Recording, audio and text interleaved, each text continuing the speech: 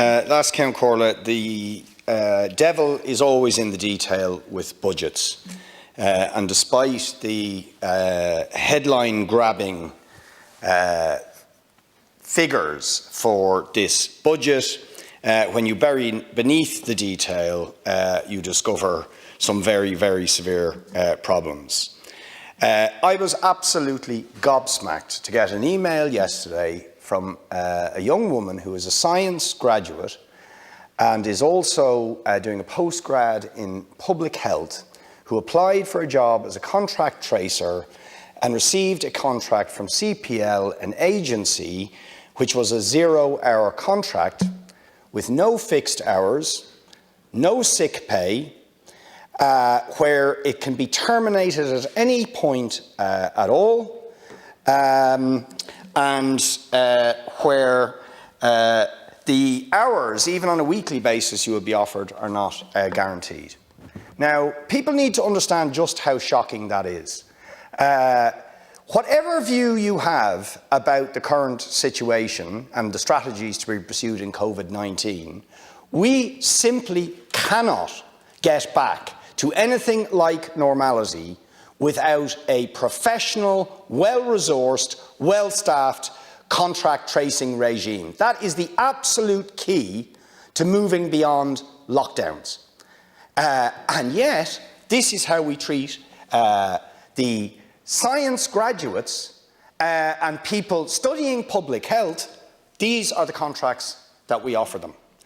Hire them and fire them, 0-hour contracts with no sick pay and pathetic levels of salary.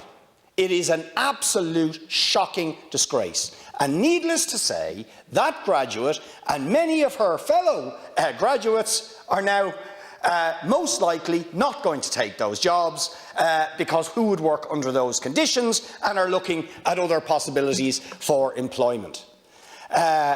So this is not just an absolutely shameful treatment of people that we desperately need in order to combat COVID-19, but it is also subverting the public health effort. It is risking lives and risking public health to try and fight COVID-19 on the back of cheap labour with rotten conditions for the workers who are operating on the front line.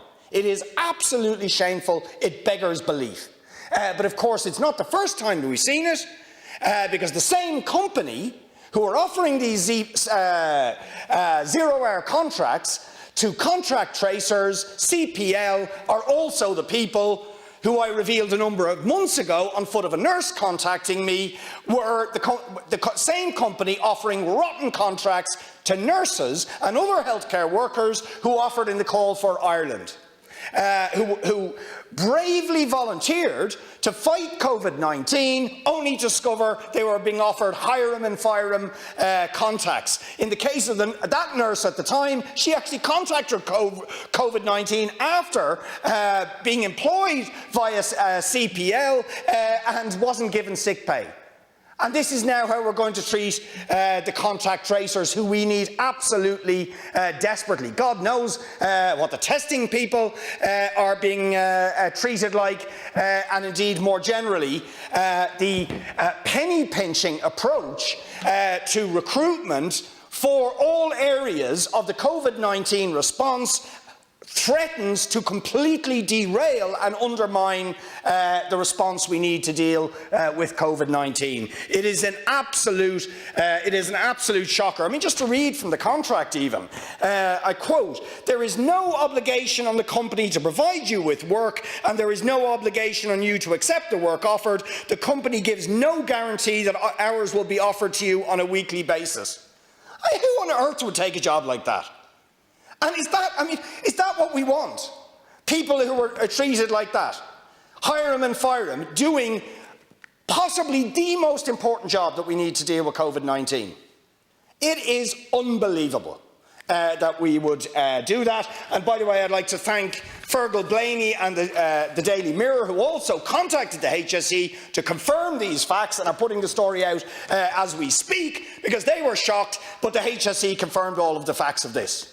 Absolutely disgraceful.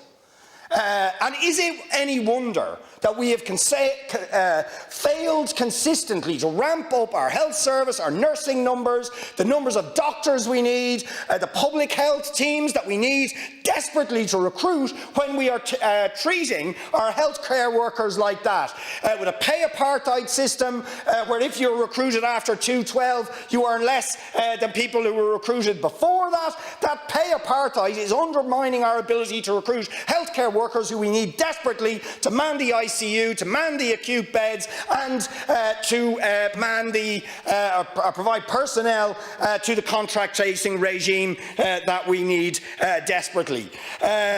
I mean, other aspects of the health response, I was shocked again to look at the small print. You would think there would be additional money, wouldn't you, put into health research in the health budget, when we desperately need research, scientific research in the area of developing vaccines and therapies. Not a single extra cent put into health-related research. Shocking.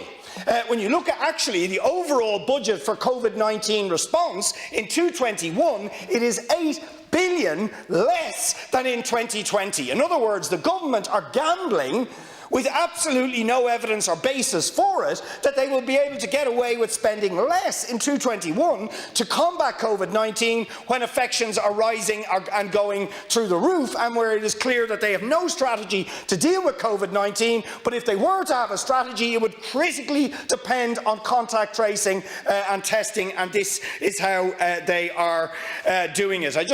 In the last minute, I just want to ask about, but of course the ministers aren't here, who were earlier to talk about this, the supports or lack of the supports for the taxi drivers and the arts workers. Why on earth would you put €120 cap on the income that people could earn over and above the PUP payment? Remember, these are people who have run up costs over the last year, have had no income coming in, and now you're putting a cap on the amount they can earn over and above the income support, which means there is a disincentive to work. As one taxi driver said to me, "What do I do when I get to €120? Tell the customer to get out of the car." It's madness, right? We need real supports and grants to cover their ongoing costs, and that has not been delivered in the budget, and it's typical of a budget that's short-changed the COVID-19 response and short-changed the workers and livelihoods who have been hit hardest by the pandemic.